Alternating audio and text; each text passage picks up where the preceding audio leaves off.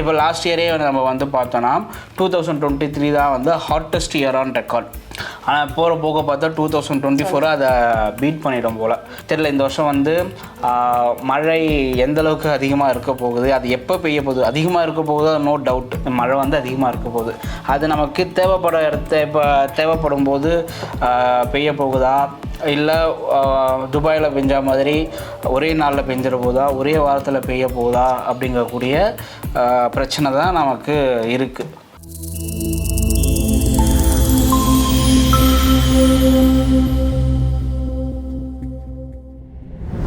Summer டைம்னாலே family friends வெக்கேஷன்ங்கிற காலம் போய் இப்போது நம்ம ஐஎம்டி என்ன அனௌன்ஸ் பண்ணியிருக்காங்கன்னா ஸ்டே இன்டோர்ஸ், வெளியே வர வேண்டாம் அப்படின்னு சொல்லி அனௌன்ஸ் பண்ணியிருக்காங்க. ஸோ அந்த அளவுக்கு ஹீட் வந்து அதிகமாக இருக்குது. ஆமாம், நானும் சின்ன வயசில் இருக்கும்போது இந்த சம்மர் லீவ் விட்டால் போதும் வீட்டுக்கே வர மாட்டேன். ஃபுல்லாக கிரிக்கெட்டில் விளையாட்டே தான் இருப்பேன். அதுக்கே எங்கள் வீட்டில் திட்டு வாங்கிட்டு விளையாடிக்கிட்டு தான் இருப்பேன். ஆனால் இப்போ நம்ம ரீசெண்டாக பார்த்துட்டோன்னு வைங்களேன், ஹீட் வேவ்ஸ்லாம் வரப்போகுது.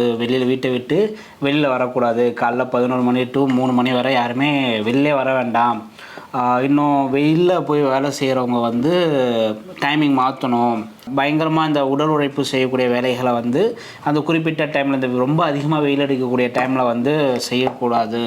நிறைய உங்களுக்கு தாகமே எடுக்கலாம் கூட தண்ணி நிறைய குடிங்க, நிறைய நீர் சத்து மிகுந்த காய்கறிகளை சாப்பிடுங்க, பழம் சாப்பிடுங்க அப்படின்னு சொல்லி ஐஎம்டி நிறைய அறிவுரைகள் சொல்லிகிட்டே வராங்க. ஹீட் வேவ்ஸ் அப்படிங்கக்கூடிய ஒரு வார்த்தை வந்து நமக்கு புதுசாக இருக்குது. நீங்கள் எப்போ ஃபஸ்ட்டு ஹீட் வேவ் கேள்விப்பட்டிருக்கீங்க? இப்போ ரீசெண்ட் டைமில் தான் கேள்விப்பட்டு வரேன். நீங்கள் இந்த டைம் சொன்னீங்கல்ல 11 to 3, இதுவுமே வந்து அரப் கண்ட்ரீஸ் இந்த மாதிரி டெசர்ட்டாக இருக்க கண்ட்ரீஸில் தான் இந்த டைம் இருந்துட்டு இருந்துச்சு. நான் என்னோட லைஃப் டைம்லேயே இப்போ தான் ரீசெண்டாக ஒரு வருஷமாக இருக்கட்டும், இல்லை 2 வருஷமாக இருக்கட்டும், இந்த 11 to 3 அண்ட் இந்த ஹீட் வேவ் இந்த டேர்ம்ஸே வந்து அதிகமாக கேள்விப்படுறேன். அதாச்சும் இப்போ ரீசெண்ட் டைமில் தான் இந்த டெம்பரேச்சர் ரொம்ப அதிகமாகிட்டு இருக்கு.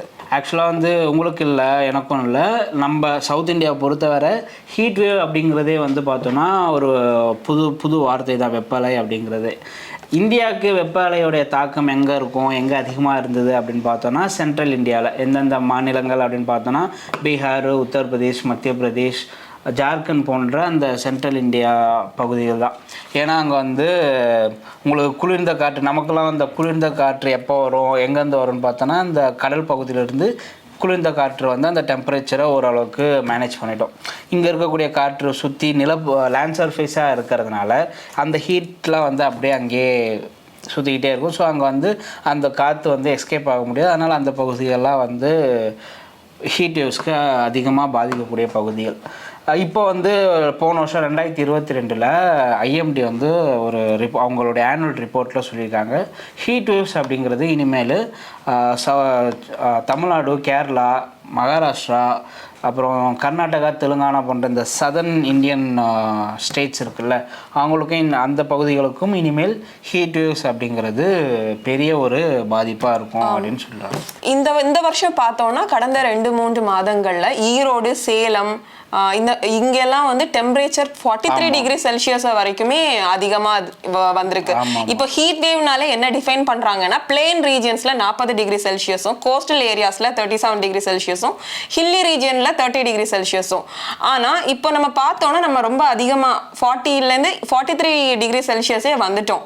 இன்னும் சிவியர் ஹீட் வேவ் நிலைமைக்கு போகிறதுக்கு சான்சஸ் ரொம்ப அதிகமாக இருக்குது. ஆமாம், ஆக்சுவலாக வந்து குறிப்பிட்ட ஏரியாவுக்கு அந்த ஏரியா விட அதிகமாக டெம்பரேச்சர் அதிகமாக 3 நாளைக்கு மேலே நிலவச்சு அது வந்து எனி லோக்கல் 2 ஸ்டேஷனில் நீங்கள் சொன்ன அந்த டெம்பரேச்சரை விட 4.5 டிகிரி செல்சியஸ் அதிகமாக ரெக்கார்ட் ஆச்சுன்னா அது வந்து ஹீட் வேவாக ஐஎம்டி வந்து சொல்லியிருக்காங்க.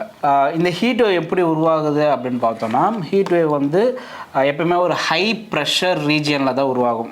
அட்மாஸ்ஃபியரில் ஹை ப்ரெஷராக இருக்கும்போது என்ன நடக்கும் அப்படின்னு பார்த்தோன்னா, அந்த காற்று இருக்குல்ல, காற்று வந்து கீழ் நோக்கி நகரும். அப்படி கீழ் நோக்கி நகரும் போது கம்ப்ரெஸ் ஆகும். கம்ப்ரெஸ் பண்ணால் அங்கே வந்து ஒரு ஹீட் இருக்கும். அந்த ஹை ப்ரெஷர்ஸ் டைமில் ஒரு டாம் மாதிரியான ஒரு ஃபீச்சர் வந்து க்ரியேட் ஆகிருக்குன்னு வச்சுக்கோங்களேன். அப்போ அந்த காற்று வந்து மறுபடியும் ஹீட் ஆகி நகரும். இன்னொன்று இந்த சம்மர் டைமில் டெம்பரேச்சர் அதிகமாக வந்து விழுவதுனால, ஸோ இந்த சம்மர் டைமில் நம்ம வந்து சூரியனுக்கு நம்மளுடைய அந்த நார்தர்ன் ஹெமிஸ்பியர் வந்து கிட்ட இருக்கும். ஸோ அதனால் நமக்கு வந்து சூரியனுடைய வெப்பம் அதிகமாக இருக்கும். அதனால தான் நமக்கு சம்மர் சீசனே வருது. ஸோ டெம்பரேச்சர் அதிகமாக இங்கே ஆல்ரெடி இருக்கும்போது, இப்போ அது மட்டும் இல்லாமல் கிளைமேட் குளோபல் வார்மிங் எஃபெக்ட்னால அந்த 1.2 டிகிரி ரைஸ்னால இன்னும் கொஞ்சம் டெம்பரேச்சர் அதிகமாக இருக்குது. இந்த ஃபேக்டர்ஸ்லாம் சேர்ந்துக்கிட்டு அந்த காற்றை இன்னும் கொஞ்சம் வெப்பம் அடைஞ்சதாக மாற்றுது. ஸோ அதனால் அந்த ஹை ப்ரெஷர் டைமில் இங்கே இன்னும் கொஞ்சம் நமக்கு ஹீட் வேவ்ஸ் அப்படிங்கக்கூடிய உருவாகிறதுக்கு உண்டான பாசிபிலிட்டிஸ் அதிகமாக இருக்குது. ஹீட் வேவ் நிலவக்கூடிய நாட்கள் அப்படிங்கிறது இன்னும் அதிகமாகிட்டே தான் போயிட்டுருக்கு. இந்தியாவை பொறுத்தவரை ஒரு 8லேருந்து 10 நாள் தான் வந்து ஹீட் வேவ்ஸ் வந்து நிலவக்கூடிய நாளாக இருக்குது. ஒரு 10 days மேக்ஸிமம் இருக்கும் அப்படின்ட்டு சொல்கிறாங்க சென்ட்ரல் இந்தியாவில். இப்போ இனிமேல் வந்து இந்த வருஷம் வந்து ஐஎம்டி என்ன எக்ஸ்பெக்ட் பண்ணியிருக்காங்கன்னா 10லேருந்து 20 நாள் ஹீட் வேவ்ஸ் வந்து நிலவும் இருக்கும். ஸோ அந்த சென்ட்ரல் இந்தியா மட்டும் இல்லாமல் சதர்ன் இந்தியாவுக்கும் இந்த ஹீட் வேவ் பாதிப்பு இருக்கும் அப்படின்னு சொல்கிறாங்க. அதோட பாதிப்பு தான் பார்த்தோன்னா நமக்கு நான் இன்னும் சென்னையை பொறுத்தவரை ஹீட் வேவ் வந்து டிக்ளேர் பண்ணல. தமிழ்நாடுக்கு ஈரோடு கொடுத்துருக்காங்க, கோயம்புத்தூர் தான் கொடுத்துருக்காங்க.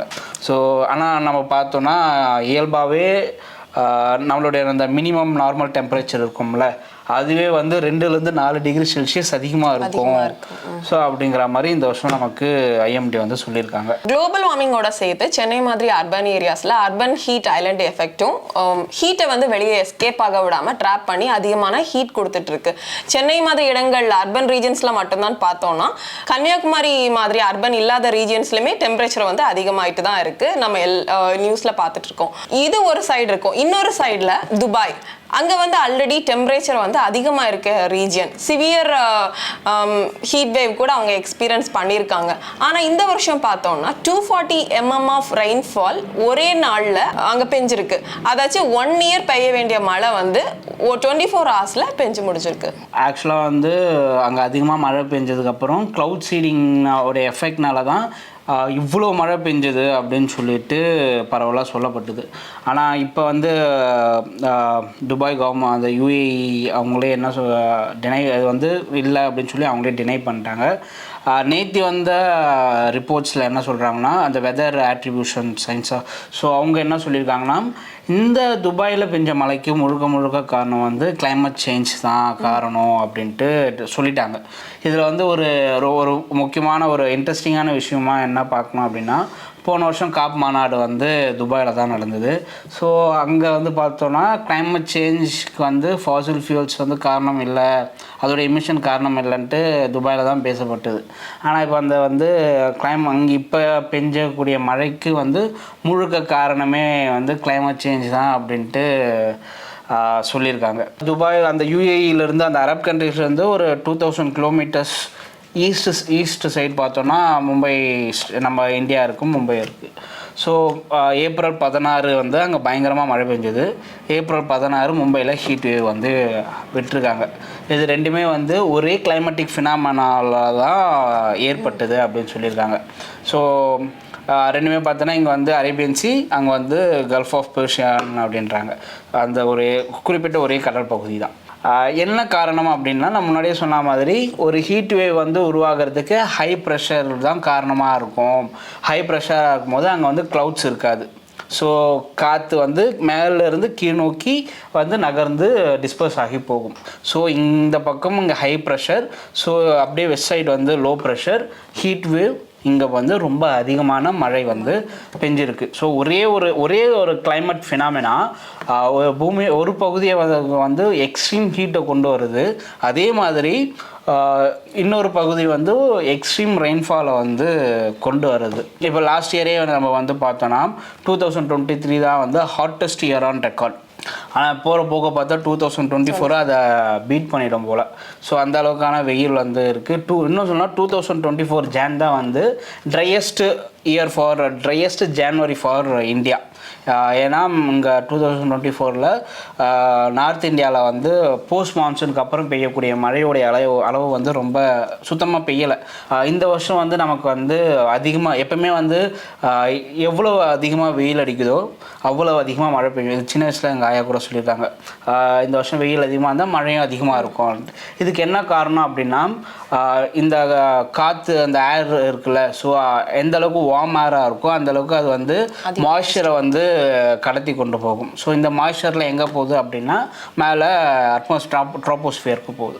ஸோ அந்த இடத்துல இந்த மாய்ஸ்சர் ஏர்லாம் சேர்ந்து தான் க்ளவுட்ஸாக உருவாக்கும். ஸோ அந்த க்ளவுட்ஸ் எல்லாமே ஒன்றா சேர்ந்து கண்டென்ஸ் ஆகி மழையை பெய்யும். ஸோ அப்போ நமக்கு எந்த அளவுக்கு வந்து அதிகமாக வெயில் அடிக்குதோ அந்தளவுக்கு அதிகமாக மழை பெய்யும். ஸோ இந்த வருஷம் வந்து மழையோட அளவு ரொம்ப அதிகமாக இருக்க போகுது அப்படின்ட்டு சொல்லியிருக்காங்க. ஆமாம், அதோட சேர்த்து லானினா எஃபெக்ட் பற்றி கூட. ஆமாம், லானினா வந்து உருவாக போகுது அப்படின்னும் சொல்லியிருக்காங்க. ஸோ தெரியல இந்த வருஷம் வந்து மழை எந்த அளவுக்கு அதிகமாக இருக்க போகுது, அது எப்போ பெய்ய போகுது, அதிகமாக இருக்க போகுது, நோ டவுட் மழை வந்து அதிகமாக இருக்க போகுது. அது நமக்கு தேவைப்படும் போது பெய்ய போகுதா, இல்லை துபாயில் பெஞ்ச மாதிரி ஒரே நாளில் பெஞ்சிட போகுதா, ஒரே வாரத்தில் பெய்ய போகுதா அப்படிங்கக்கூடிய பிரச்சனை தான் நமக்கு இருக்குது. ஸோ என்ன நடக்குது அப்படிங்கிறத பார்ப்போம். நன்றி.